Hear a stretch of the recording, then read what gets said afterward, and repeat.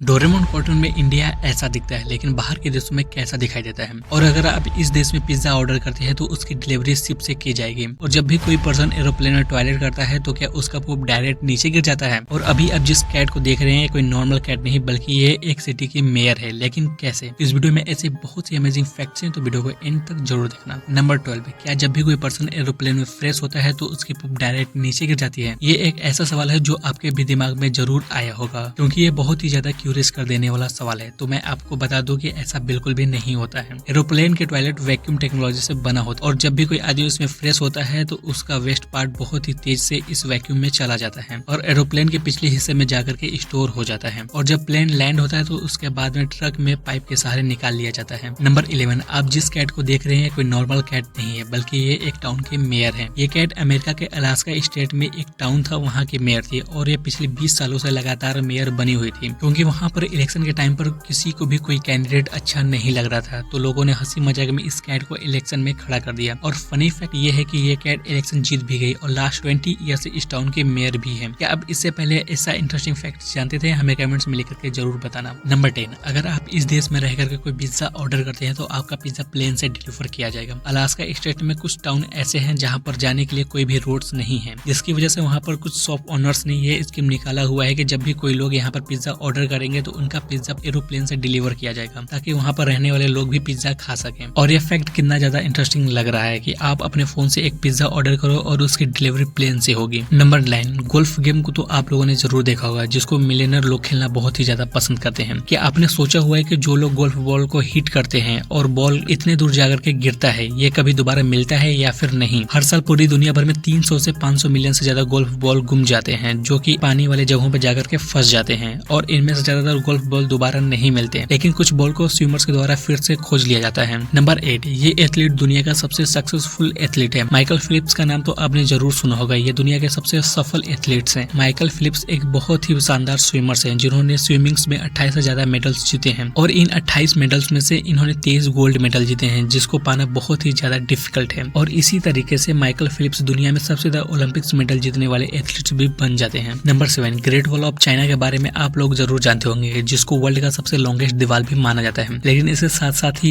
इसका एक dark side भी है। चाइना का वॉल अलग अलग टाइम के पीरियड पे बनाया गया था, जिसको पूरा होने में 2000 से ज्यादा सालों का भी समय लगा था। लेकिन क्या आप जानते हो कि ग्रेट वॉल ऑफ चाइना दुनिया का सबसे बड़ा ग्रेवयार्ड यानी कि कब्र भी है। इस पूरी दीवार को बनाने में कई लाख वर्कर्स लगे हुए थे, और दीवार को बनते टाइम जिनकी डेथ हो जाती थी उनको इसी दीवार में दफना भी दिया जाता था, जिसकी वजह से ग्रेट वॉल ऑफ चाइना को दुनिया का सबसे लंबा ग्रेवयार्ड भी कहा जाता है। नंबर 6, काऊ एक ऐसा एनिमल है जिसका बिहेवियर ह्यूमन बिहेवियर से बहुत ही ज्यादा सिमिलर होता है। जैसे हम इंसान किसी भी दूसरे से दोस्ती करते हैं और उसके साथ हमेशा रहना हमें पसंद होता है, ठीक उसी तरह काउस भी अपने ग्रुप में एक दूसरे से दोस्ती करती हैं, और जिस भी दूसरे काऊ को पसंद नहीं करती उससे दूर भी रहती हैं। ठीक जैसे हम इंसान का बिहेवियर होता है, वैसे भी काउस का भी बिहेवियर होता है। नंबर 5, इंडिया में आपने भी जरूर देखा होगा कि ट्रैफिक लाइट रेड होने के बाद भी लोग सड़कों को ऐसे क्रॉस कर लेते हैं, जो कि एक अच्छा सिविक सेंस नहीं है। लेकिन बाहर के देशों में ऐसा बिल्कुल नहीं होता। जैसे कि डेनमार्क के लोग ट्रैफिक रूल्स को बहुत ही अच्छे से फॉलो करते हैं। अगर वो रोड साइड पे खड़े हैं और लाइट ग्रीन नहीं हुआ है और सड़कें बिल्कुल खाली हैं, तब पर भी वो लोग सड़कों को क्रॉस नहीं करते हैं। वो लोग ग्रीन लाइट होने का वेट करते हैं, जो कि ये दिखाता है कि बाहर के देशों में सिविक सेंस कितना ज्यादा अच्छा होता है। नंबर 4, एक ऐसा गोल्फ क्लब जहां पर पिछले 250 सालों से किसी फीमेल्स प्लेयर को नहीं खेलने दिया गया था। स्कॉटलैंड में एक गोल्फ क्लब है जिसका नाम royal and ancient golf club है, जिसको 1754 में बनाया गया था, जो कि वर्ल्ड का सबसे पुराना गोल्फ क्लब में से एक है। क्या आप जानते हो कि यहाँ पर एक रूल्स बनाया गया था कि इस गोल्फ क्लब में किसी भी फीमेल प्लेयर को नहीं खेलने दिया जाए, और पिछले 250 सालों तक इस क्लब में किसी भी फीमेल प्लेयर ने नहीं खेला था। लेकिन कुछ टाइम पहले इस रूल में चेंजेस किए गए और अब फीमेल प्लेयर को खेलने के लिए परमिशन दे दिया गया है। नंबर 3, एलिफेंट, जो कि पूरी धरती पर सबसे हैवीएस्ट एनिमल माना जाता है, जिसका वेट नॉर्मली 4 से 5000 केजी तक होता है। और इतना ज्यादा वेट होने की वजह से इसको दुनिया का सबसे स्लोवेस्ट एनिमल भी माना जाता है, जिसको देखने से पता चलता है कि ये ज्यादा स्पीड से नहीं दौड़ पाएगी। लेकिन ऐसा बिल्कुल भी सच नहीं है, क्योंकि ऐसा देखा गया कि जब भी एलिफेंट्स दौड़ती है तो वो लगभग 40 किलोमीटर/आवर की स्पीड से दौड़ती है, जो किसी भी नॉर्मल एनिमल के स्पीड के जितना ही है। नंबर 2, ओलंपिक्स गेम को आप सभी लोगों ने जरूर देखा होगा, जो कि हर 4 सालों में एक बार होता है। क्या आप जानते हो कि ओलंपिक्स गेम को वर्ल्ड का सबसे पुराना गेम्स भी माना जाता है, जिसको कि एंशिएंट टाइम से खेला जा रहा है। लेकिन एंशिएंट टाइम पर ओलंपिक्स गेम आज के गेम से बिल्कुल डिफरेंट होते थे। एंशिएंट टाइम पर जब भी कोई प्लेयर ओलंपिक्स में पार्टिसिपेट करता था तो उसको एकदम नेकेड होकर के गेम में पार्टिसिपेट करना पड़ता था, क्योंकि उस टाइम पर यह माना जाता था कि हमारी बॉडी गॉड गिफ्टेड है। तो उसको क्यों कवर करना है। इसीलिए एंशिएंट ओलंपिक्स में कोई भी प्लेयर पार्टिसिपेट करता था तो नेकेड होकर के ही पार्टिसिपेट करता था। नंबर 1, इंडिया में तो डोरेमोन कार्टून ऐसा दिखता है, लेकिन उसको बाहर के देशों में कैसा दिखाया जाता है। जब डोरेमोन कार्टून को अमेरिका में टेलीकास्ट किया जाता है तब